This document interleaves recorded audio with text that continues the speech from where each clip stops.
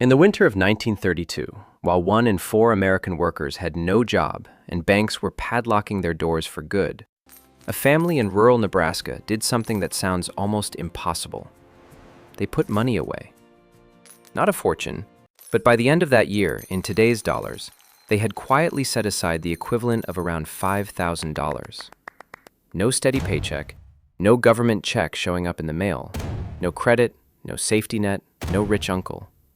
The stock market had just wiped out a decade of savings for people far wealthier than them.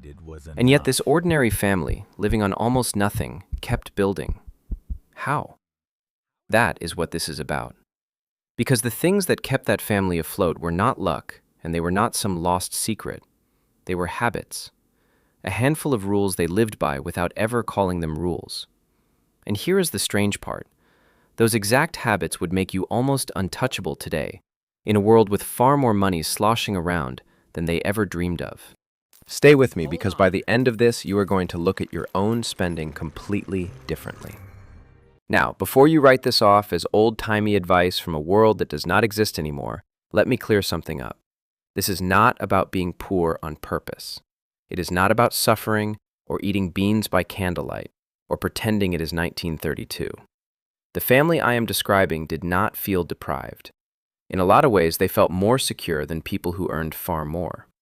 And it is not about some trick the modern world took away from you. Everything they did, you can start doing this week with a smartphone in your pocket and a fridge full of food. So what actually happened back then? When the Great Depression hit, an entire generation got a brutal education in one lesson. Anything can be taken from you. The job, the bank, the savings, the house. People who had trusted the system watched it vanish in a matter of months. And the families who came through it best were not the ones who had started with the most. They were the ones who had learned, usually the hard way, to need the least and waste nothing. That generation carried those habits for the rest of their lives. They are the grandparents and great-grandparents who washed and reused tin foil, who kept a garden long after they could afford not to, who could stretch a single chicken across 3 dinners. We laughed at them a little. We called it being cheap. But they understood something we have almost completely forgotten. Let me show you exactly what they did. The first thing was that they wasted nothing, and I mean nothing. Food scraps became soup. Worn-out clothes became patches, then rags, then stuffing. A glass jar was not trash, it was storage. Leftovers were not an afterthought, they were tomorrow's lunch, planned in advance. Think about how different that is from today, where the average household throws away a shocking share of the food it buys. We pay for it, carry it home, and walk a good chunk of it straight to the garbage. A Depression family would have been horrified. To them, throwing away food was the same as throwing away the hours of work it took to earn it. The second habit was that they made things last, and when something broke, they fixed it. Clothes were mended, shoes were resoled. Tools were sharpened, oiled, and handed down to the next generation. Nothing was disposable, because they could not afford for it to be. A good coat was expected to last for decades. Compare that to now, when we replace things that work perfectly well because a newer version came out, or because fixing the old one feels like more trouble than just buying another. The third habit was that they did things themselves. They grew food in the yard. They canned and preserved it so it lasted all through winter. They cooked from scratch because eating out simply was not a thing you did. They cut hair at the kitchen table. They sewed, repaired, and built. Every one of those skills was money that never had to leave the house in the first place. And the fourth habit, maybe the most important one, was that they leaned on each other. Neighbors traded what they had. One family had eggs, another had milk, another could fix an engine. Whole communities pooled their labor at harvest, shared expensive tools, and watched each other's children. When someone hit a rough patch, the neighborhood quietly absorbed it. They did not have insurance policies. They had each other. Now here is why all of this actually worked, because there are really 3 forces underneath it. The first force is that they plugged every leak. When you waste nothing, fix everything, and make it yourself, money stops draining out of your life in 100 small, invisible ways. Most of us do not have an income problem. We have a leak problem. A little here on food we throw out, A little there on things we replaced too soon, a little more on services we could handle ourselves.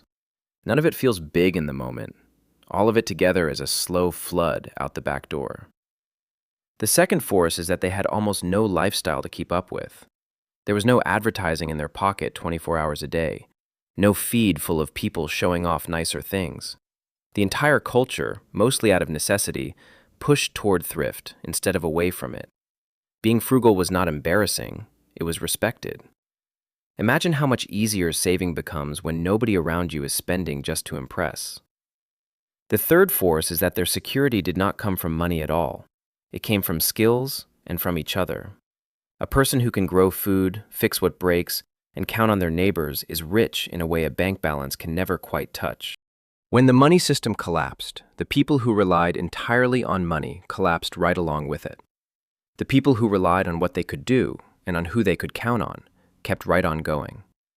And here is what that quietly adds up to in real money, so it stops feeling like a history lesson. Take a normal household today. Trim the food you currently throw away, and that alone is often hundreds of dollars a month walking out with the trash.